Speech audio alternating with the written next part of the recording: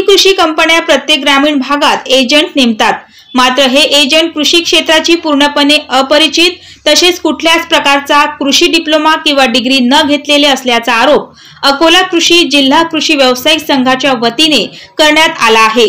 संबंधित कंपन्या वेगवेगळे आमिष व प्रलोभने दाखवून त्यांच्याकडून अवैधरित्या व्यवसाय करून घेतात, तर काही कंपन्या चेन सिस्टीम सारखं काम करतात आणि हे तरुण आपले नातेवाईक, परिचित, शेतकरी मंडळी यांच्या घरोघरी जाऊन औषधी खते व बियाणे यांची अनधिकृतपणे विक्री करतात।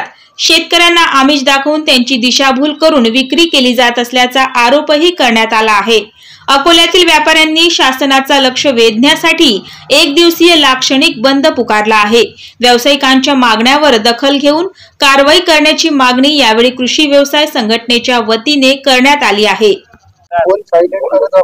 आज माननीय जिल्हाधिकारी महोदय तसेच एसओ ऑफिस आणि एडीओ ऑफिसला आम्ही निवेदन दिलेले आहे। अकोला जिल्हा कृषी व्यावसायिक संघटना तसेच जिल्ह्यातील सर्व पदाधिकारी आणि व्यावसायिकाच्या वतीनं अकोला जिल्ह्यात सध्या जे लायसन धारक व्यावसायिक नाही यांचा सुळसुळाट मोठ्या प्रमाणात झालेला आहे आणि ह्या कंपन्या किंवा याचे एजंट हे घरोघरी जाऊन शेतकऱ्यांना औषधी कीटकनाशक हे पुरवण्याचा मोठा धंदा यांचा जोरात चालू आहे। याच्यात सर्वात आमची मुख्य अडचण अशी आहे की ते शेतकरी वर्ग त्या औषधीला बळी पडतात आणि त्याच्यात सोबत लागणारे कीटकनाशक हे आमच्या व्यावसायिकांच्याकडून घेऊन जातात।